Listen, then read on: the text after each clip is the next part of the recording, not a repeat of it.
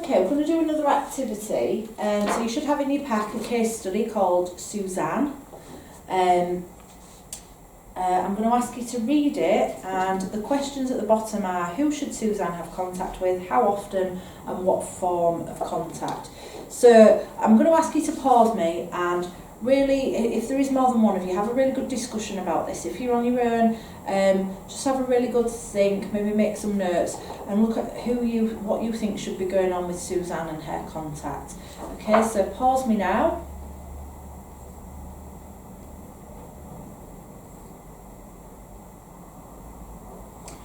Okay, so Suzanne came into the care system at 2 with 3 siblings due to neglect. She's now 8.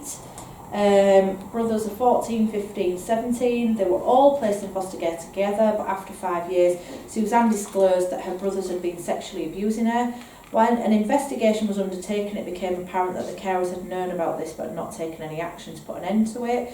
Suzanne has maintained contact with all her family, including both parents and all 3 brothers. Now she's placed with you. What are your thoughts on contact? So, I'm hoping that one of the first things you said was we'd ask Suzanne for her views and we would look at Suzanne's kind of reactions around contact and how she feels about contact.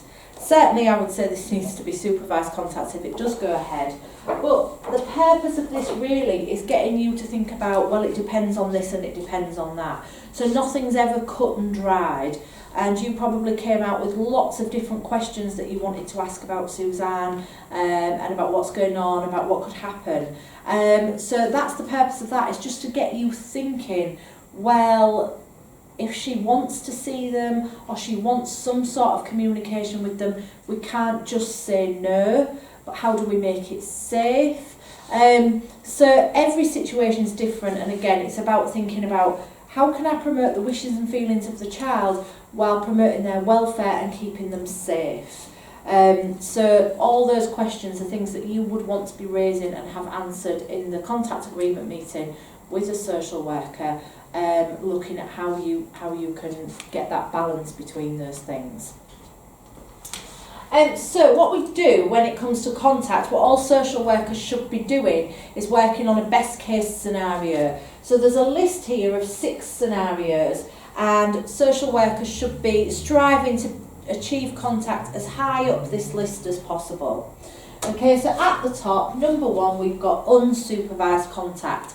So what we would love for all our children is that they can just see their parents, their family members, their friends unsupervised on an as and when basis. When I've had children who do this, who are able to just say, I'm going to see my mum tonight, or text their foster carer and say, pop in to dad's on the way home, I'll be back at such and such a time, it's brilliant. It means that children can have as normal a relationship with their family as possible. There's no arguments in their home, i.e. your home, of, well, I can't let you go, you can't do that. It's lovely for children to be able to do that. Also, for some children, in unsupervised contact might be agreed times, so we might have it might be once a month. But unsupervised, generally, it's good, 1, because it means there's no risks that we've identified, but 2, it just makes it more normal for the children and for the family, which is really nice. Now, for all sorts of reasons, that might not be able to happen for our children. So the next best scenario is that the child has contact in your home and it's supervised by you. We hope that your home becomes this child's safe place, and we hope that you become this child's safe person. So scenario number 2, this child is having contact in their safe place with their safe person. Now, for all sorts of reasons, that might not be able to happen. When it does, I had a foster carer who used to have mum and brothers, adult brothers, in her home every Thursday night for tea, and the teenage girl who lived there absolutely loved it. She loved her mum and her brothers being able to come to her house and have tea, and then they would play a game together or watch a bit of telly, and it just worked lovely. Like I said, for all sorts of reasons that might not be able to happen in your home, that may be due to your own children, there might be certain risks with some family members knowing where you live, that kind of thing. So the next best thing is that it's supervised by you, so by their safe person, but outside of the home, so an activity based. And again, I've had lots of foster carers who do this. They take the child, meet parents in the park, or meet them at bowling, that kind of thing. Then they might go to McDonald's, they might go out for tea, something like that, and it's really, really nice. But the child's safe person is the person who's supervising the contact. That might not be able to happen for lots of different reasons. So the next best thing is that you, the foster carer, are still supervising the contact, but within one of our our contact centres. So it's still the safe person, but it's in one of our contact centres.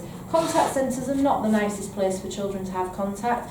No matter how many posters we put on the wall, no matter how many toys we put in there, it's still a social care building, and it's not great. But under number 4, they've still got their safe person there.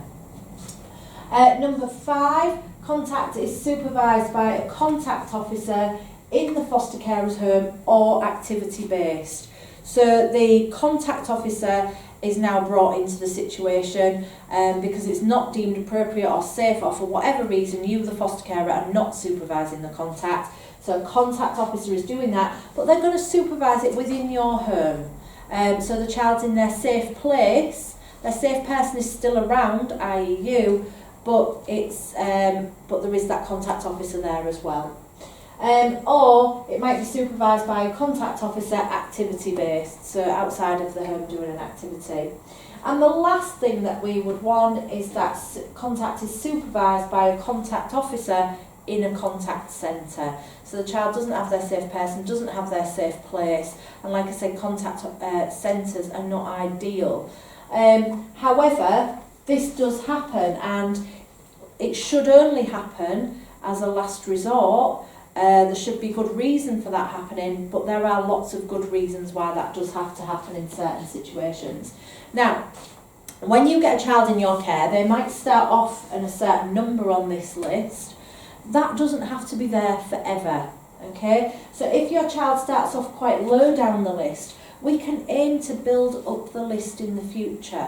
So I had a foster carer who started off at number 6, and we'd said to her right from the off, would you be willing to supervise contact? And she said, yes, absolutely. That's my role, I'm a foster carer. We were like, brilliant. Mum didn't want it. Mum said, I am not spending any time with that woman. Mum was struggling with the fact that the foster carer was caring for her children, and so Mum refused.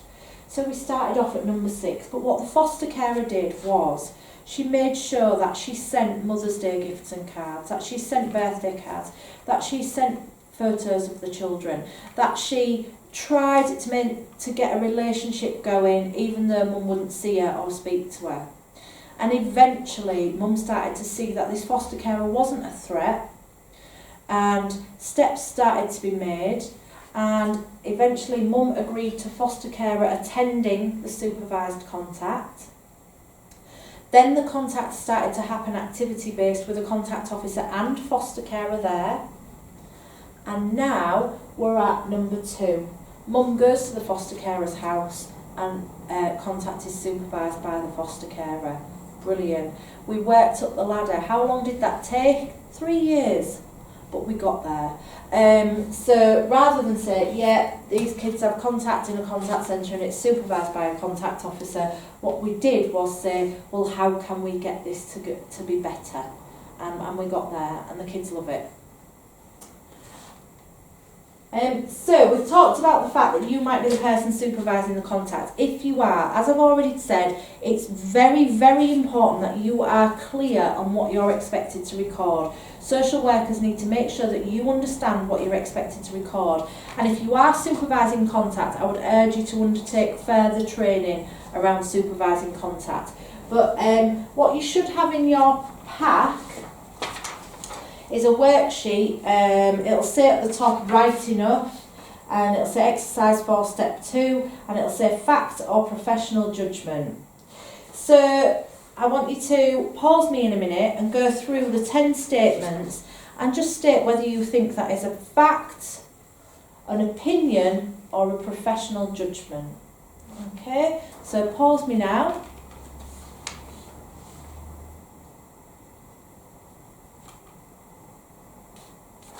Okay, so number 1 then, there are inadequate play and stimulation opportunities available. I would say that that is an opinion. As a foster carer, that would be an opinion, because people have different interpretations, people have different views, people have different standards. So to say something's inadequate for you, it might be adequate to somebody else, okay? Number 2, the bruise and swelling are consistent with hitting his head on the door. So again, you saying that as a foster carer, that would be an opinion. If this was a doctor saying this, we could call that a professional judgment. Number 3 then, this is the first incident of abuse to the child. So I would say that is an opinion, because how do we know? However, if I change the word into that, of this is the first recorded incident of abuse to the child, or this is the first incident of abuse to the child that we know about, then that would be a fact. Number 4, the flat is unsuitable for bringing up a young child. Again, opinion. Can we say that that is a fact? As a social worker, we might be able to say that's a professional judgment, but again, we can't say it's a fact because it's subjective and other people have different standards. Number 5, Mrs. Green is good at keeping her flat tidy. Opinion. What is tidy? We all have different standards about what is tidy, especially as you'll know, as I have discovered, when you have a child, your standards drop right down. So we all have different standards. Mrs. Green's flat might be tidy to one person but not to another. Number 6, experienced professionals are better at dealing with child protection issues. Again, opinion. We might be able to add into there something like statistics show that professionals are more likely to be better, but again, that's not a fact. Number 7 then, children who were abused usually become abusers. Again, this would be an opinion. We might have statistics to back this up, but for you, if you were saying this, it would be an opinion. Number 8, the child said his dad hit him. If the child said that to you, then that is a fact. And what I will just say to you is, if you're quoting a child, so you're saying the child said this, then you need to make sure that you are able to document word for word what the child said. If you can't remember word for word what the child said, then please don't quote them. Please just put something like, the child said something along the lines of, and if you can remember exact phrases or sentences or words, then you can quote those. Okay, number 9, I saw Peter playing with his toys when I last visited. Fact. And number 10, Mrs. Green does not display appropriate parenting skills when relating to her son. Again, that would be an opinion, professional judgment, depending on who you are.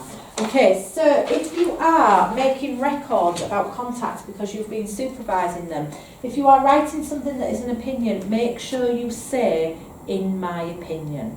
Okay? Facts, things you can write are things like, when the child asked mum for a hug, mum said, I'm busy. That would be a fact. Okay? To put, mum wasn't emotionally available to the child is an opinion. You can say, in my opinion, mum wasn't emotionally available to the child because when the child asked for a hug, mum said she was busy. Okay, so that's the difference between fact and opinion. We must be very careful on that. So if you are involved in supervising contact and all round promoting positive contact, we need to make sure that we're prepared. So especially if you're supervising contact, make sure you're prepared. Make sure all those issues and things have been discussed in a meeting, so you're very, very clear on your role. Make sure that you are able to support, but also that you are supported. Do you have the support you need to be able to supervise this effectively, and if there's any issues, do you have someone you can talk to? Are we clear on what we need to observe, and make sure that we are observing? So if you are supervising contact, it's not okay to just switch off and drift off, because if parents are wanting to say things to children that they shouldn't, or do things they shouldn't, they will notice if you've kind of drifted off somewhere. So you need to be observant. Make sure that you're able to maintain what you set out to do. So if you say you're able to do something, try and maintain it, because too much change for children is difficult. Make sure that you are clear on what you're evaluating and recording, and that you have the support to be able to do that.